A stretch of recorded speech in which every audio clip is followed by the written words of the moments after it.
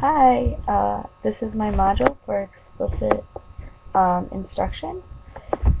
So basically, I took a lot of notes on all the videos and the site and stuff, and just to expand what I already knew from the chapter we read on explicit instruction. Um, I guess I'll just go in like a linear fashion with the A, B, C, D, E to make sure I cover all the bases, and talk about some of the things I wrote down. Um, so first, we're asked to accurately define explicit instruction and the teaching functions. So I wrote that explicit instruction focuses on learning the skills as the main priority.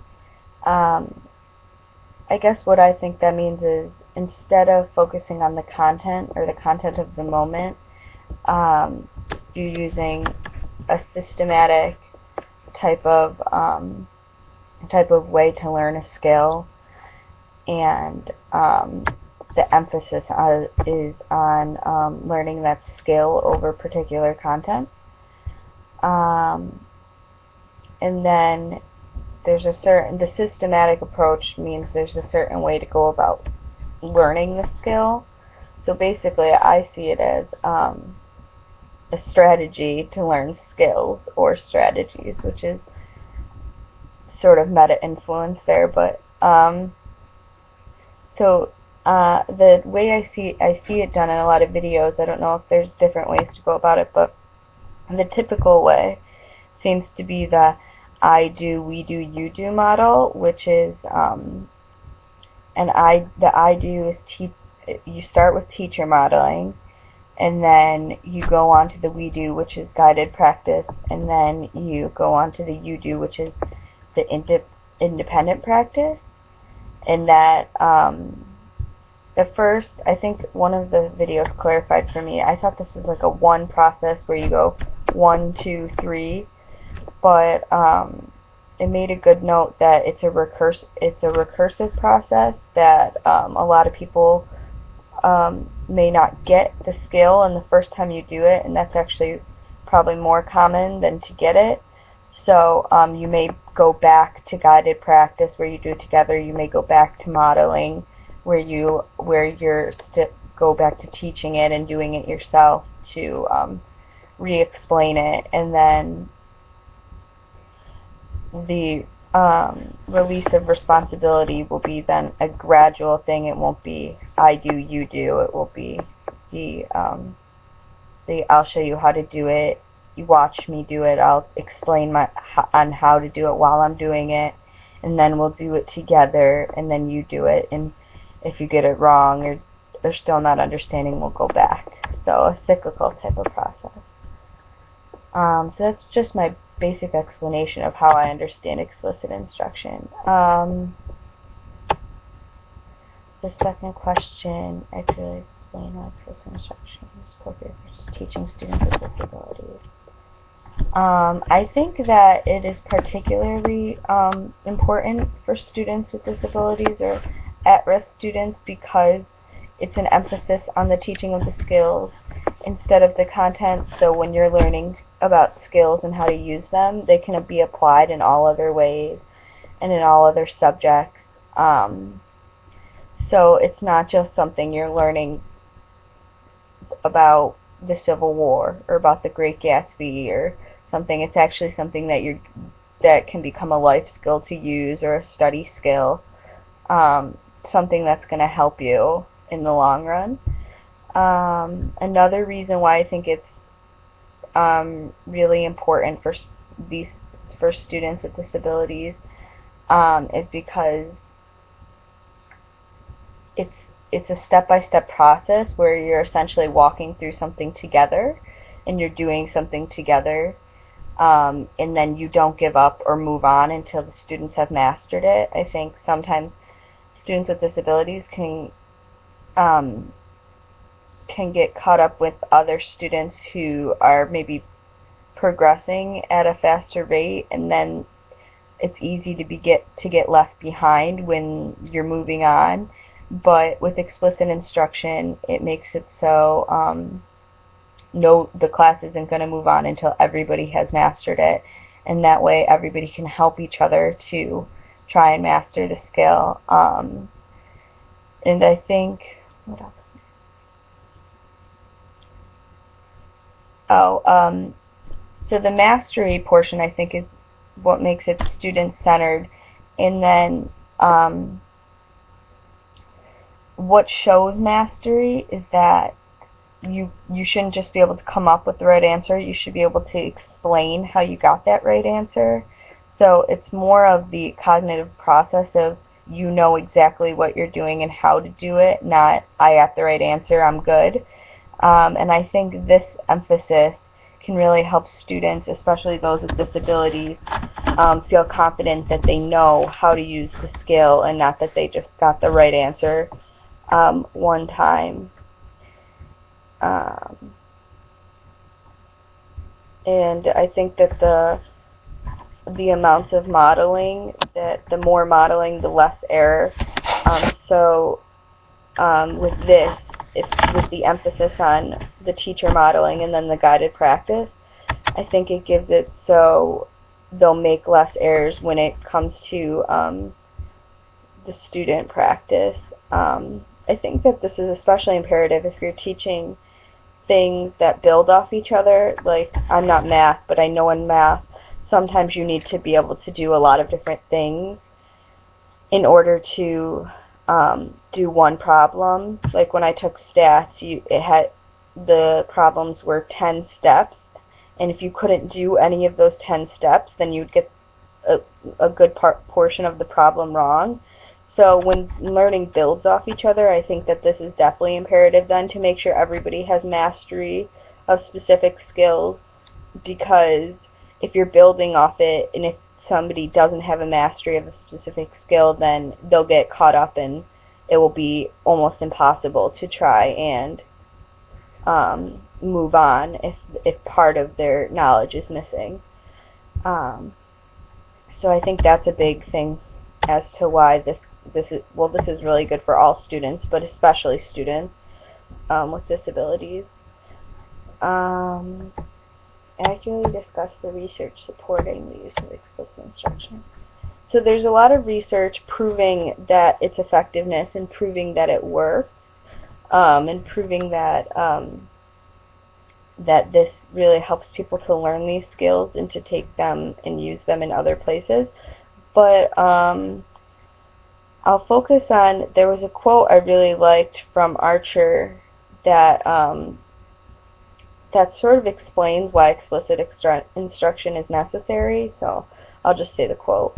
She said, "For example, without explicit instruction, how would an individual discover the sound associated with a letter, the quantity associated with a number, the steps in an efficient math algorithm, the order of operations in algebra, the process for sounding out words, the construction of a persuasive essay, the elements in scientific inquiry, or a spelling rule for dropping the final E? Explicit instruction is helpful not only when discovery is impossible, but when discovery may be inaccurate, inadequate, incomplete, or inefficient." So that was a really good quote to me, because it shows, even without all the numbers of the research and stuff, just exactly things that we have learned to do because of explicit instruction. They're things that we wouldn't discover on our own, that we had to be taught at some point in our lives. And it's really cool, just that little short quote to sum up like how important this process is. And just like, I'm going for English, and eventually I will have to teach students how to write a cohesive and coherent essay, and all the parts that go into writing an analytical essay, or the parts that go into writing a specific type of poem, or anything like that. And they're not things that you would just know to do. They're things that come in a process and are systematic in nature. So I think that this will especially help me when I'm teaching them how to go about writing these things in these formats. if I, do a lot of modeling and then we do it together and have a gradual release of responsibility through this type of instruction, I think it would make it a lot easier than just being like, go write an analytical essay, bring it back, and then I'll critique it, because it clearly doesn't work like that.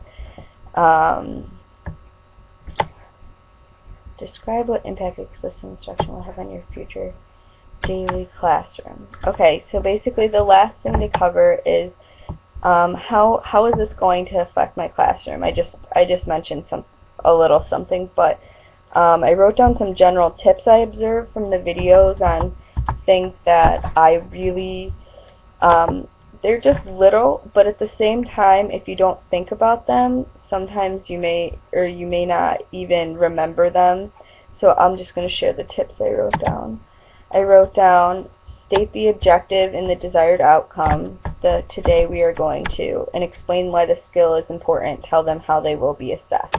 So those are just 3 little things that you would think would come naturally, but surprisingly, they don't always. Like, you don't always remember to state the objective and state exactly what you're going to be doing, or explaining why you're doing what you're doing, or telling them how they will be assessed at the end of class. And those things, I think, are really important. Just off the bat, it sets up the situation. Students know what's going to be expected of them, and they know why they're going to be learning what they're going to be learning, so it has a purpose.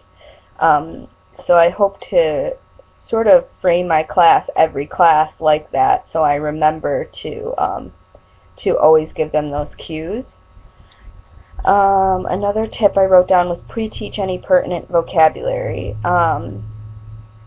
And I think that was important for me to write down, just because I also wrote down, need concrete examples of what students will be able to know and be able to do at the end of class. Language should be direct and clear instead of abstract or confusing. That's a good reminder to me, because I often use abstract and fancy type of language. It's just sort of like in my English teacher head.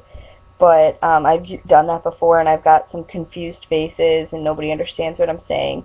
So it's just a good reminder that you need, just because something makes sense in your head doesn't mean it's going to make sense in everybody's head. So to really simplify the language and break it down to its most basic parts to explain what you're going to be doing. So instead of saying, today we're going to be writing a thesis essay, with a thesis statement, and you're going to use transitions, and instead you could break that down even further to say we're going to learn how to write an argument in a paper. We're going to need a statement that summarizes the argument.